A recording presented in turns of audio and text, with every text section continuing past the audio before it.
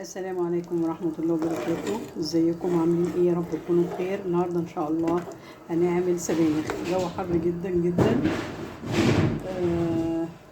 فقلنا نعمل حاجة نتدفى بيها وندفي ولادنا، وكمان فيها حديد علشان فترة الامتحانات بتاعت الولاد بتاعت اخر الشهر.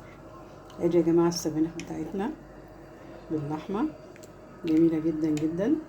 وكمان عاملين رز اهو جميل جدا جدا.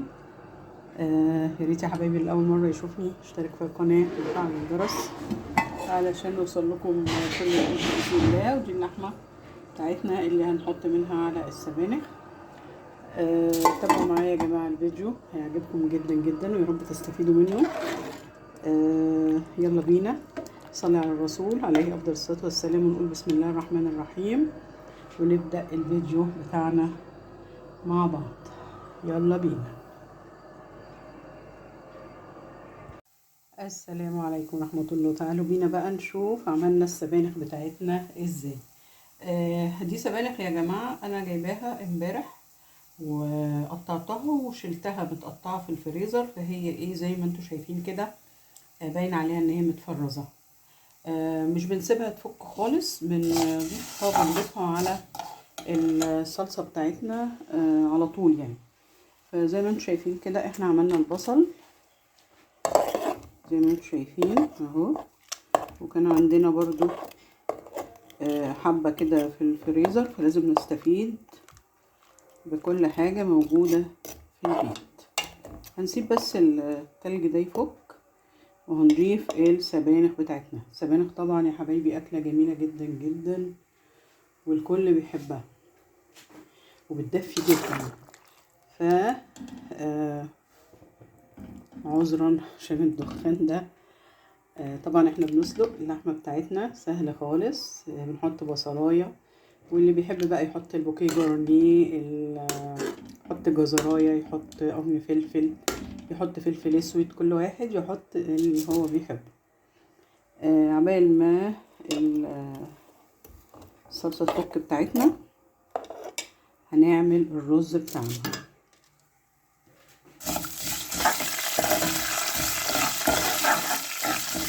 حمرنا الشعرية زي ما انتم شايفين وهنضيف عليها الرز.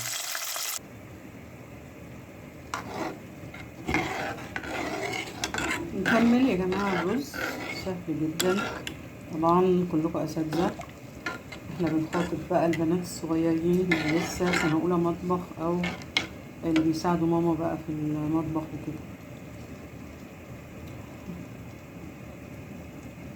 حطينا الملح بتاعه ونستنى بقى اما يغلي. يا دوبك بنغطي الرز حاجة بسيطة بقد عقلة الصباع، لان ده رز مصري ما بياخدش سوا زي الرز البسمتي. وبعد كده زي ما انتم شايفين حطينا البسلة بتاعتنا هنا. ما بنستناش تفك يا جماعة علشان لونها ما يغيرش. في كمان تركة كده، في ناس بيحبوا ممكن يعني يحطوا رشة كربونات صوديوم عليها علشان اللون، لكن هي يعني بإذن الله طالما بنحطها على طول كده لونها مش هيتغير ولا حاجة. ونسيبها بقى لحد ايه ما تفك، نغطي عليها ونسيبها على مهلها خالص. ودي اللحمة بتاعتنا على وشك ان هي تستوي.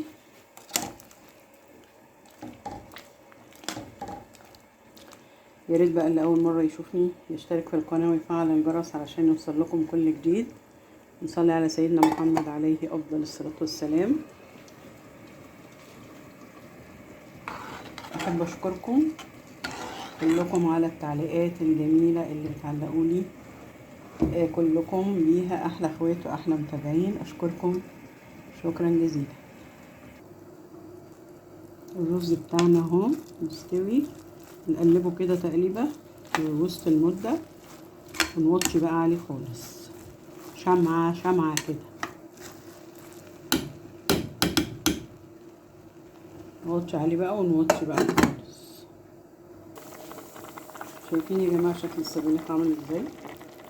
شايفين الالوان الجميله؟ شايفين خضرة ازاي، حلوه ازاي؟ على فكره التفريز للسبانخ سهل جدا. بنقطعها ونغسلها ونشيلها بس، مش اكتر من كده. لازم طبعا حطينا بحب احط لها معلقتين رز.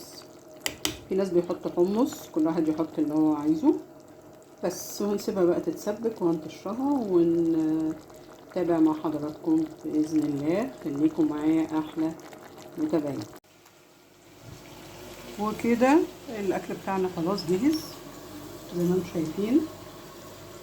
ادي الرز بتاعنا استوى اهو، جميل جدا جدا ومفلفل. ممكن نسيبه اخر 3 دقايق كده من غير غطا علشان يفلفل كويس. وادي السبانخ بتاعتنا بعد ما اتسبكت، بسم الله ما شاء الله، وحطينا فيها اللحمه. كده ناقص بس اخر خطوه اللي هي التومه.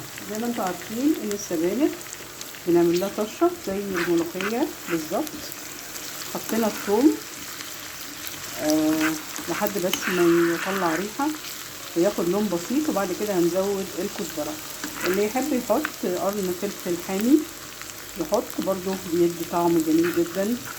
واللي يحب يحط مرق الدجاج، فلفل، كمون، كل التوابل طبعا على حسب كل واحد بيعمل الاكل بتاعه ازاي، عشان في ناس بتحب المرقه وفي ناس لا. بنحط طبعا شويه مرقه من اللحمه اللي احنا سلقناها، وبنحط زي ما قلت لكم معلقه رز او معلقتين رز او حمص. كده وصلنا للمرحله دي هنضيف معلقه كزبره. ضفنا معلقه كزبره، واول ما تاخد لون بسرعه قبل ما تتحرق هنضيفها على السبانخ بتاعتنا.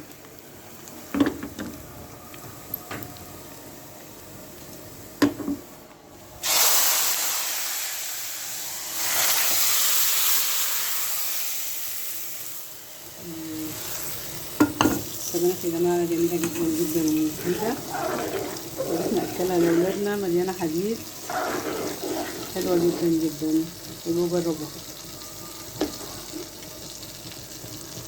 بس. وكده تكون الاكله بتاعتنا جاهزه. اشكركم شكرا جزيلا، والسلام عليكم ورحمه الله وبركاته.